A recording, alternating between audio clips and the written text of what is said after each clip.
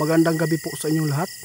Update po tayo guys sa kalagayan po ni Tatay Digong. Baka makakausap po natin si kaibigan. Baka meron po silang mga impormasyon tungkol po kay Tatay Digong. Kasi kanina tinawagan po natin si kaibigan doon sa bago naming tirahan. Yung pinagawa po natin na bagong bahay. Ngunit wala po siya. Kaya magtatanong tayo kung bakit hindi po siya nakapunta. Kaibigan, sana nandito? Kaibigan? Kumusta? Magandang gabi.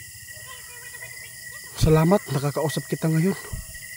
Bakit po hindi po kayo nakapunta kanina doon nung ako ay tumawag sa inyo? Patawa na, meron pala kayong ginagawa importante.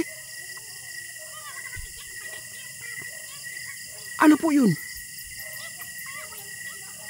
Tinignan ninyo ang bakbakan po doon sa Israel at sa Iran? Sige. Magkipag-usap ako sa inyo mamaya ha. Ang aking pakay ngayon, siguro dawhin ko na lang muna to. Dahil marami nag-aabang po tungkol po sa kalagayan ni Tatay Digong. Totoo po ba talaga na humihina na po talaga ang katawan ni Tatay Digong? At saka mahirapan po daw siyang huminga? Meron po ba kayo? Ha? Oo nga. Marami pong nag-aabang sa atin dahil po gusto po daw nilang malaman, baka po fake news na naman po yung napanood po nila doon sa iba. Guys, nakakalungkot po ito. Unti-unti pong humihina ang katawan ni Tatay. Kaibigan? Dahil po sa problema no, na kanina sa gupa. Grabe kaibigan no. Alam ko hindi ko na lang balik-balikin pang itanong sa inyo no. Sabi po ninyo noon kung mayroon po kasalanan ng tao, di ba? Ihayag po talaga 'yan. At kung wala man pong ginagawa masama, sigurado hindi po magkakaganyan. Oo nga. Yun po ang inaasahan namin na makakabalik si Tatay Digong dito sa tamang panahon. Pero ang problema lang po dito, kasi totoo pala ang sinasabi po ng mga tao. Oo, na si Tatay Digong ay medyo hindi maganda po ang kanyang kondisyon ngayon. Si kaibigan mismo ang nagpaabot sa atin ngayon guys. Tama po kayo ang inyong mga pinasa sa atin na balita. Si Tatay Digong po daw ngayon medyo hindi maganda yung pakiramdam dahil po ay hindi naman po niya talaga sanay po doon sa lugar na yan, kasi po iba po ang ano doon, panahon kaysa dito sa atin. Kung tatanungin kita kaibigan, makakabalik po ba sa Tatay dito na buhay?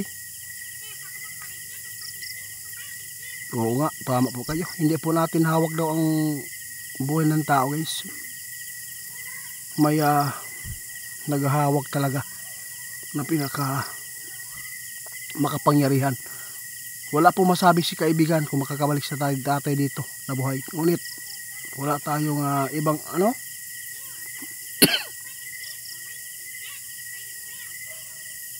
Kaya nagpapaabot si kaibigan sa lahat po ng mga supporters ng mga Duterte. Naawa ko.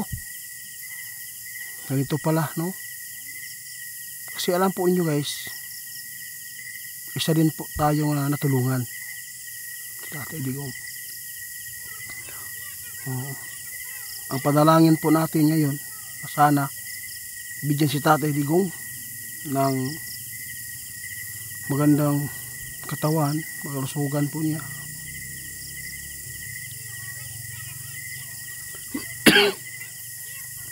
Oo nga kaibigan, napakarami po mga nagmamahal po ang Duterte.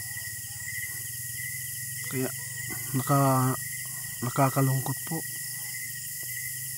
Pero kung ano man po ang mangyayari, wala man po tayong magagawa, di ba?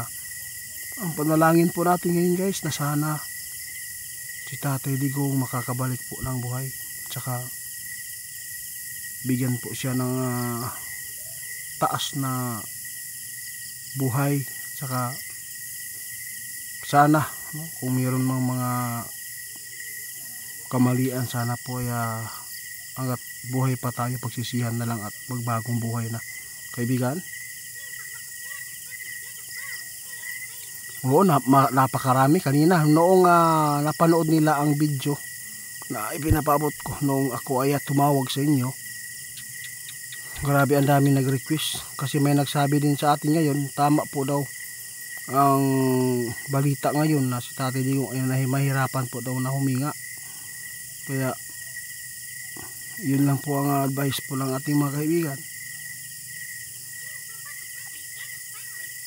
Oo, tama po kayo kaibigan, wala tayong magagawa kung ang buhay ng isang tao guys hindi din po nila kayang hulaan ni kaibigan kung ano po ang mangyayari. Kaya sa lahat po ng mga supporters dyan, huwag kayong mawala ng pag-asa, kasi stress lang po talaga si Tatay Digong guys dahil sa nangyayari po din sa kanilang pamilya, lalo na ay grabe ang panggigipit, lalo na sa impeachment no. Pasalamat po kami ay mayroon po mga kaibigan na nagpapaabot ngayon na tulungan po natin na oo nga. Kaya maraming salamat kaibigan ha. Oo, sige.